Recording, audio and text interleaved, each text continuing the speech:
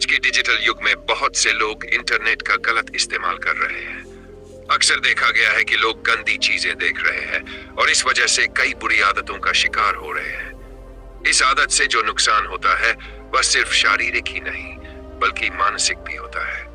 आत्मविश्वास की कमी, चिंता, तनाव, सिरदर्द और मानसिक कमजोरियां जैसी समस्याएं सामने आने लगती है।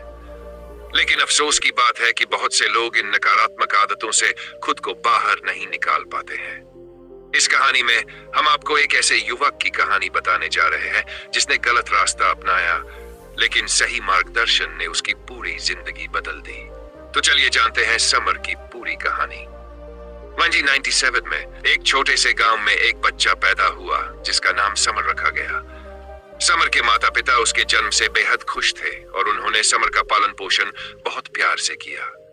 समर के पिता गांव के स्कूल में शिक्षक थे और गांव के लोग उनका अत्यधिक सम्मान करते थे।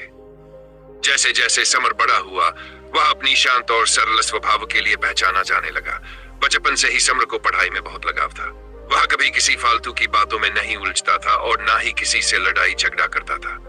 समय बीता गया और समर 10वीं कक्षा तक पहुंच गया। अपनी मेहनत और लगन के बल पर उसने 10वीं की बोर्ड परीक्षा में जिले में टॉप किया। उसके माता पिता उस पर गर्व महसूस कर रहे थे और उसका नाम गांव में रोशन हो गया था। समर के इस उत्कृष्ट प्रदर्शन को देखते हुए उसके पिता ने उसे आगे की पढ़ाई के लिए शहर के एक प्रतिष्ठित स्कूल में दाखिला दिलवाया। समर के पिता ने सोचा कि बड़े शहर में अच्छी शिक्षा पाने के बाद उनका बेटा जीवन में बड़ी उपलब्धियां हासिल करेगा और अपने सपनों को पूरा करेगा। समर भी अपने माता पिता का नाम रोशन करने का सपना देख रहा था। शहर के स्कूल में समर की मुलाकात दीपक नाम के एक लड़के से हुई जो काफी चंचल और शरारती था। समय के साथ उनकी दोस्ती गहरी हो गई और वे अक्सर साथ में समय बिताने लगे।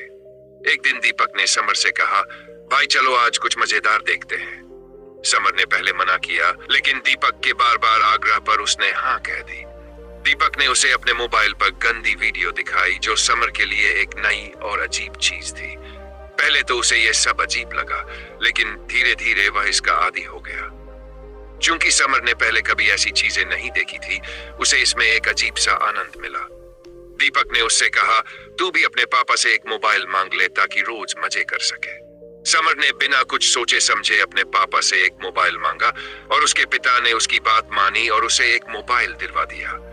अब समर के पास मोबाइल था और उसने दीपक की आदत को अपनाना शुरू कर दिया।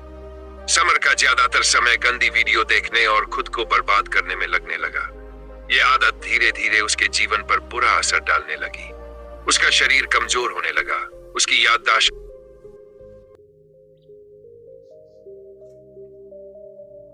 समर की सेहत पर बुरा असर पड़ने लगा।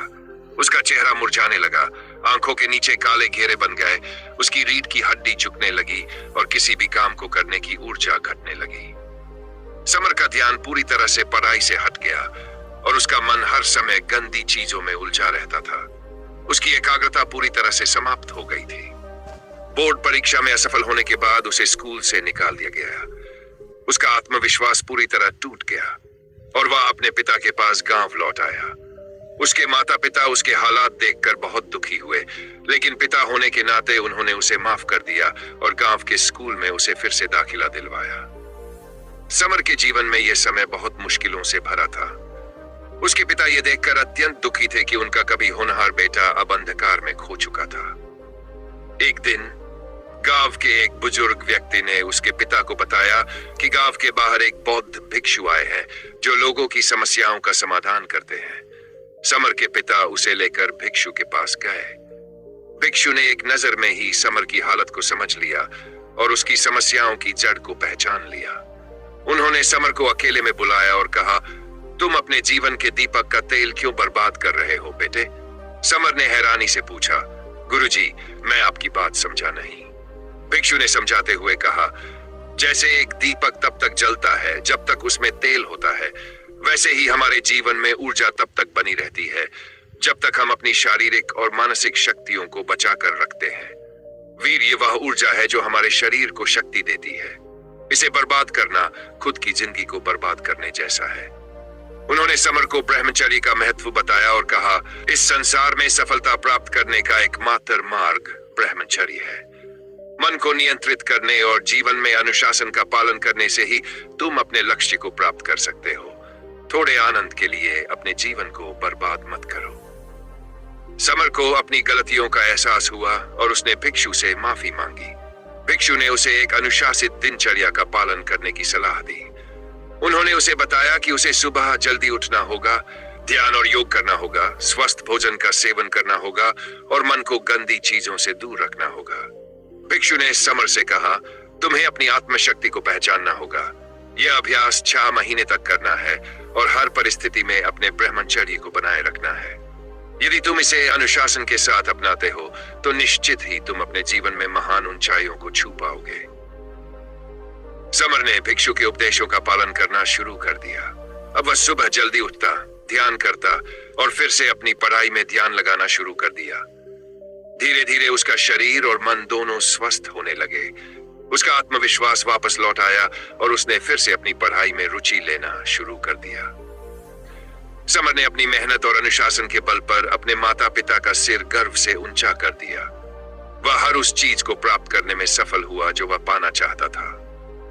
तो दोस्तों, इस कहानी से हमें यह सीख मिलती है कि जीवन में ब्रह्मचर्य का कितना बड़ा महत्व है। यह सिर्फ संयम नहीं है, बल्कि एक ऐसी शक्ति है जो हमें सफल बनाती है।